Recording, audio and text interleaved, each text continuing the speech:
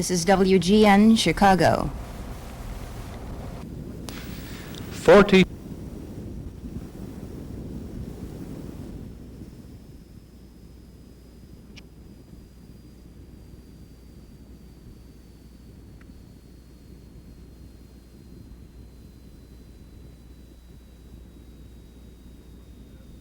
Among the dead are Illinois Congressman George Collins of the 7th District and Michelle Clark, a news reporter for CBS in Chicago for several months before she was transferred to Washington. The plane clipped the roofs of 2 houses on 71st Street and then slammed through 6 more homes in the 3700 block of 70th Street before it came tragically to rest. A total of 61 persons were aboard the plane, 53 passengers, 6 crewmen, and 2 infants not listed on the passenger manifest. All but 17 perished in the crash. Here is a list of the survivors. Ari Sherwood, no address. Laura West, Chicago. Linda West, Chicago. Jenny Beth Sherwood, Chicago. Harold Metcalf, Tinley Park. Harvey Green, Park Forest. Marvin Anderson, South Holland, Illinois. John Rowan, Naperville.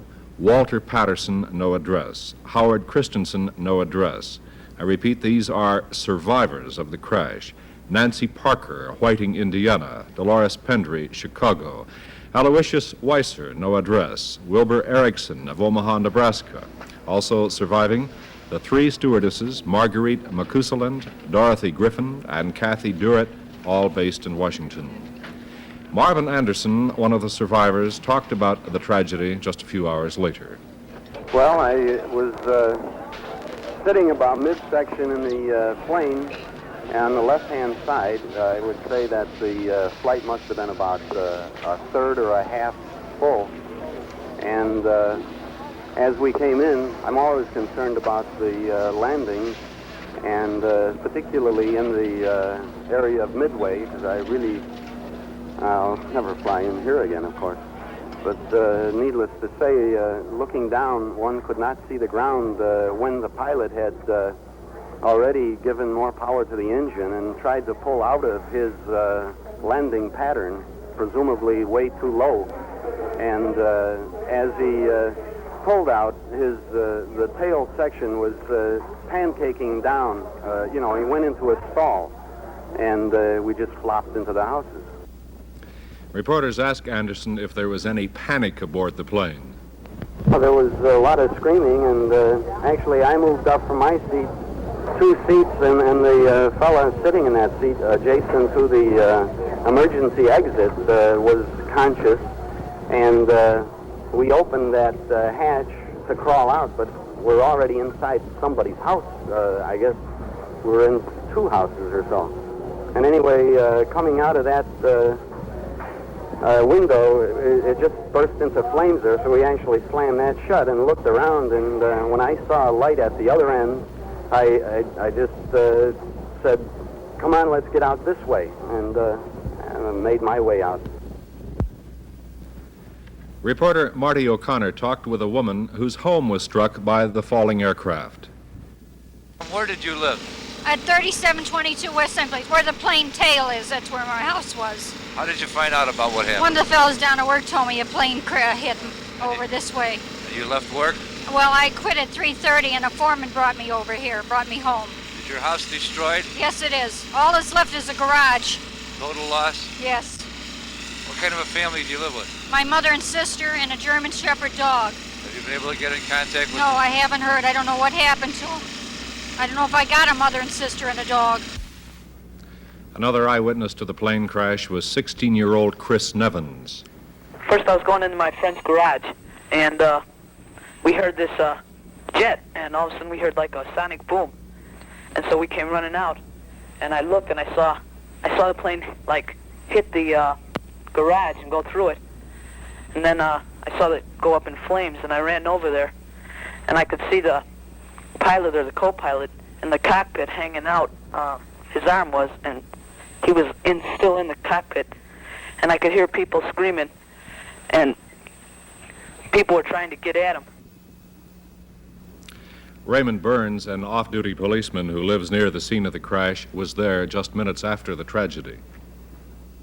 I wasn't. I was at home sleeping. I just got off duty from working midnights, and I heard a loud crash. And I got up, looked out, ran outside, and I saw a lot of smoke. So I put on my jacket and ran over here to see if I could give any help. What did you see when you got here? A lot of flames, a lot of smoke. I heard a woman screaming. Looked like it came from the front of the plane. A lot of people started coming on the scene, so I ran by the houses that was torn apart across the street to see if we could get some of the people out of the house. Investigators from the National Transportation Safety Board were dispatched from Washington to probe the wreckage. Before they arrived, reporter Marty O'Connor asked board spokesman Brad Dunbar if any flight recorders were recovered. I have no information on the recovery of those as yet. The first order the first priority always is the survivors and recovery of the bodies. Will they be questioned tonight, sir? I do not know whether there will be any opportunity to do that tonight, but the investigating team will start its work tonight when they arrive. Any indication why the plane was that low, sir? No, we have no idea whether it was low or what happened. What does the tower tell you? I have not talked with the tower.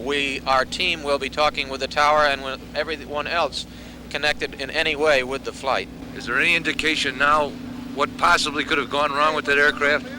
I have no idea, and it's far, far too early to speculate. Do you have any ideas from looking at the wreckage as you've just done? No, and the safety board doesn't speculate. It finds fact and determines cause. Mr. Dunbar, is it of any significance that roughly the last portion of the craft is intact? No, it's not unusual for the tail section to be left relatively intact. One of the engines was found out in the streets, or does that tell you anything? No. Does the pattern of explosion or fire tell you anything now? The entire wreckage distribution and the pattern of the wreckage, where all of the pieces of the aircraft are found, may very well tell our investigators a great deal. But it will take them a week to 10 days at the scene, and then weeks to come thereafter before any of these facts begin to tell them anything. Even as the investigation into the cause of the crash was just beginning, there was a lot of speculation about the reasons behind the tragedy.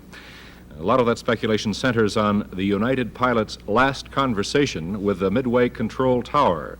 Don Harris reports. There was no hint of trouble with Flight 553.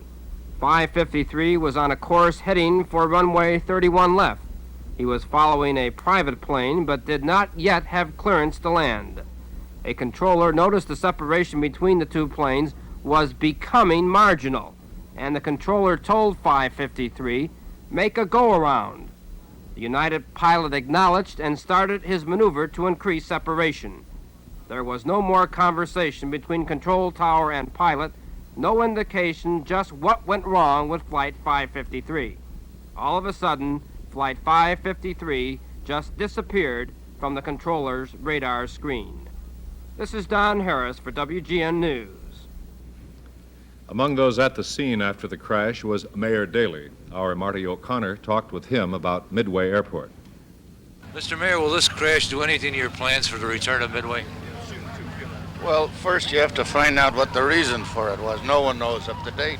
The FAA will come in and conduct a thorough investigation. And you'll leave the investigation up to the federal authorities? Well, the men are doing everything they can, or you can see the policemen and firemen doing a hell of a job. That's like to congratulate them. Mr. Mayor, did you know that Congressman Collins was aboard? I am very unfortunate, yes. And Michelle Clark? Yeah, very unfortunate. The little news girl? Yeah. I used to be in the... Mr. Mayor, what might the city be able to do for these people? Well, we'll do everything we possibly can. Specifically, sir, can you tell us what that might be? Well, I mean, I can't tell you specifically at this time because it'll have to all be analyzed. And we'll do everything we possibly can.